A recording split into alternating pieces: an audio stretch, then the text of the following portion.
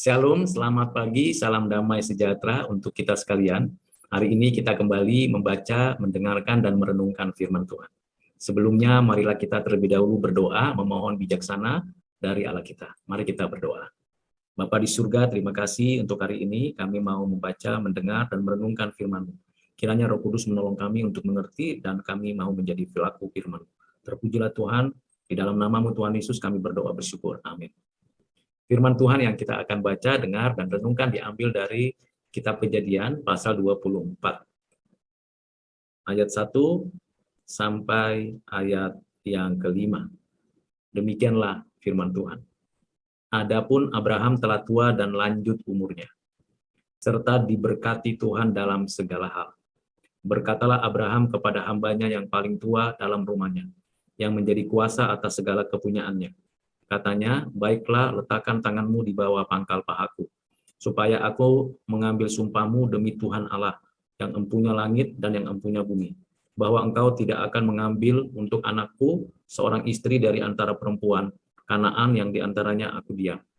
Tetapi engkau harus pergi ke negeriku dan kepada sanak saudaraku untuk mengambil seorang istri bagi Ishak anakku.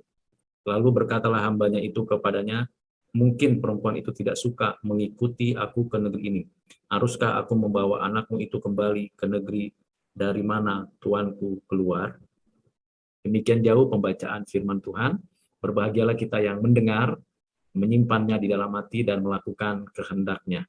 Amin. Dari 5 ayat ini, kita belajar banyak hal prinsip penting untuk kehidupan kita sekarang. Yang pertama, kita belajar dari Abraham yang disertai Tuhan dan mendapatkan berkat yang dari Tuhan, terutama janji yang disediakan Tuhan bagi dirinya, bagi anaknya, dan keturunannya. Lebih dari itu, ia juga menjadi saluran berkat bagi banyak orang, bagi segala bangsa. Bagaimana dengan kita? Apakah kehadiran kita, anak, serta keturunan kita yang lain telah menjadi saluran berkat bagi orang lain? Apakah kita sudah menunjukkan kepada banyak orang bahwa Tuhan menyertai kita dengan segala berkat dan pertolongan Tuhan dalam hidup kita? Tentunya hanya orang-orang lainlah yang dapat menyaksikan apa yang Tuhan sudah kerjakan di dalam kehidupan kita.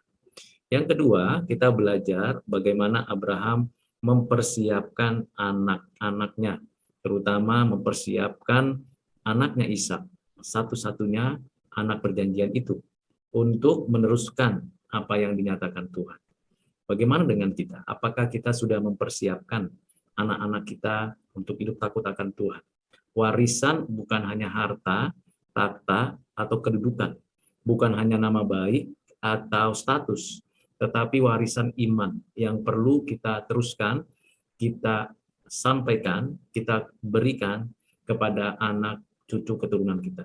Kita bukan hanya mempersiapkan masa depan di sini saja, di bumi ini, tapi masa depan di sana, di langit dan bumi yang baru.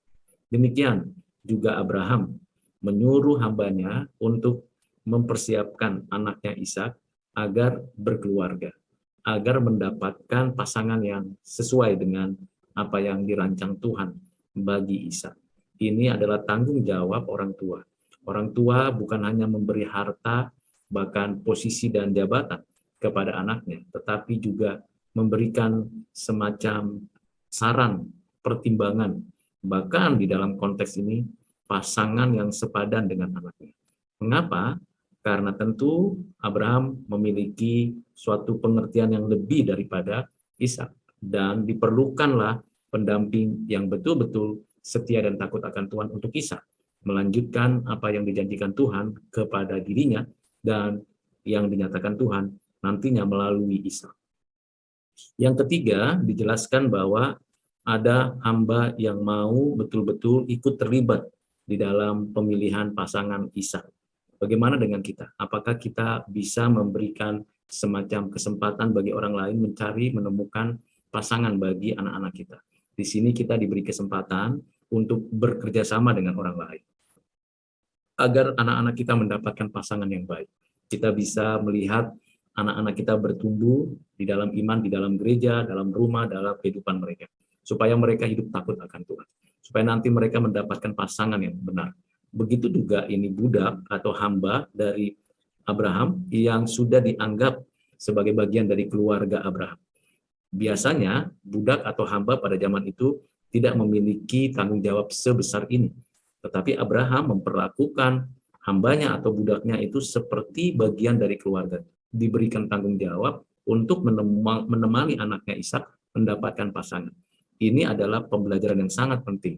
Bagaimana kita sebagai manusia memanusiakan manusia yang lain. Sekalipun dalam struktur sosialnya berbeda, dalam sistem kekerabatannya berbeda, tetapi terhadap sesama manusia harus diperlakukan sebagai bagian dari keluarga. Ini hal yang penting, yang perlu kita tindak lanjuti dalam kehidupan kita. Yang berikutnya, yang terakhir adalah bagaimana juga Abraham memberikan suatu pengertian kepada hambanya ini, bahwa Tuhan yang punya langit, Tuhan yang punya bumi, Tuhan yang memberi dan yang mengaruniakan anaknya ini Ishak, dan juga dia mengendaki Ishak mempunyai istri bukan dari orang-orang yang menyembah berhala. Ada besar kemungkinan keluarga daripada Tera, anak-anak Tera atau keluarga daripada Abraham sudah dipengaruhi oleh pengenalan akan Tuhan walaupun masih samar-samar. Sehingga Abraham di sini bukan karena rasis sehingga ia tidak mau menikahkan Ishak dengan suku atau orang Kanaan, tetapi karena konteks iman. Jadi di sini kita harus memperhatikan, kita bisa menikahkan anak-anak kita, keturunan kita, berbeda suku, berbeda etnis, berbeda ras, tetapi tidak boleh berbeda iman. Iman yang benar-benar berpusatkan kepada pengajaran Alkitab. Mempersiapkan anak-anak kita untuk mendapatkan pasangan yang sesuai dengan kehendak Tuhan.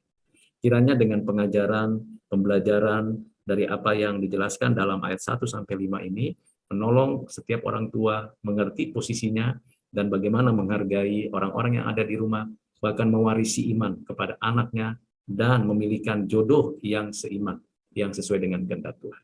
Kiranya apa yang sudah disampaikan bermanfaat bagi Bapak Ibu Saudara. Mari kita berdoa. Bapak, terima kasih untuk firman Tuhan yang sudah kami dengar, kami pelajari, kami pahami. Kiranya kami betul-betul mewarisi iman yang benar dan bertanggung jawab bagi anak-anak dan orang-orang yang ada di sekitar hidup kami. Terpujilah Tuhan, di dalam nama-Mu Tuhan Yesus kami berdoa bersyukur. Amin.